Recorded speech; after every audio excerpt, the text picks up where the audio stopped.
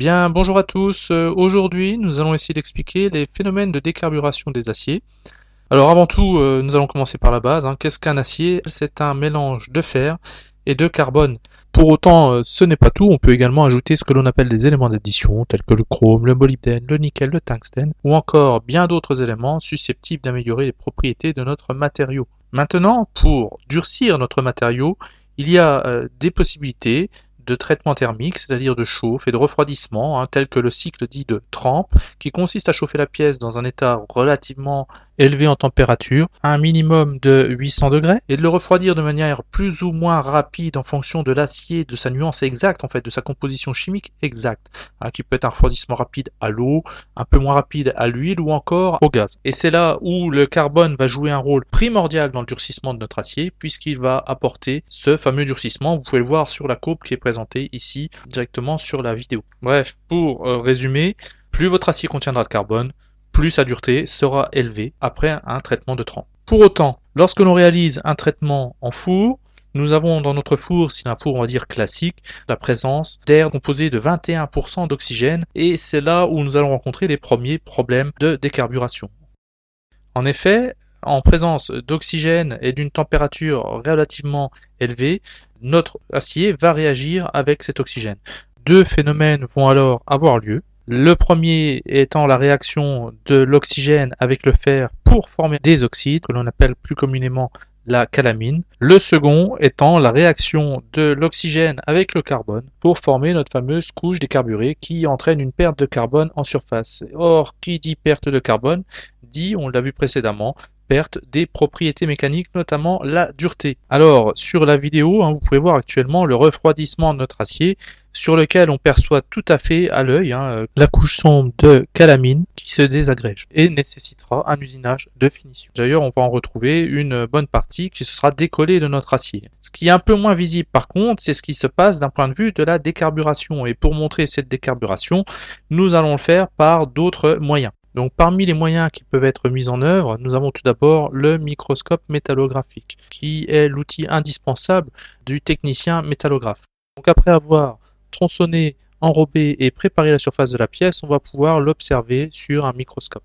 Donc vous pouvez observer sur le cliché ci-dessous la structure d'un acier qui n'aurait subi aucune décarburation, la partie brune étant plutôt la structure de l'acier, la partie noire sur le côté étant la partie résine. Si maintenant nous observons la structure d'un acier qui a subi une décarburation, vous avez une photo tout de suite à droite, nous allons observer un liseré plutôt blanc qui est signe de manque de carbone, donc de décarburation. Ici nous avons une épaisseur qui fait quand même à peu près 300 microns. Alors ces deux structures ont été obtenues sur des aciers chauffés à haute température et refroidis assez lentement. Si maintenant on veut observer ce phénomène sur un acier qui aurait été trempé, on pourrait le faire avec, encore une fois, le microscope, mais on pourrait avoir encore plus de précision en utilisant une machine de micro-dureté semi-automatique, celle que vous avez ici sur le petit film en haut à gauche. Alors cette machine est capable de mesurer des duretés sous charge très très faible, donc d'avoir une précision très très importante. Nous allons retrouver ensuite le résultat de toute une filiation, c'est-à-dire de toute une série de points qui va du bord vers le centre de la pièce et qui va nous indiquer l'évolution de la dureté dans cette pièce. Donc vous avez le graphique qui apparaît et sur ce graphique on peut remarquer que tout au bord effectivement nous avons une grosse perte de dureté par rapport au cœur de notre pièce. Ceci est encore une fois caractéristique de la fameuse décarburation.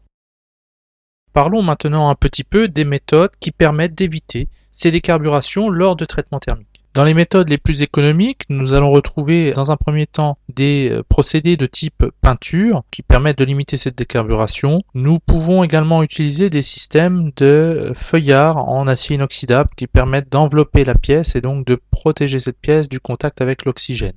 Dans une méthode un peu plus efficace, puisque dans notre four nous avons de l'oxygène, une des possibilités serait d'utiliser des fours un peu plus perfectionnés utilisant des atmosphères inertes de type azote ou argon. En effet, en injectant l'un de ces gaz dans notre four avec une pression supérieure à la pression atmosphérique, nous allons pouvoir donc chasser l'oxygène de notre four et le remplacer par un autre gaz qui ne réagira pas ni avec le fer ni avec le carbone.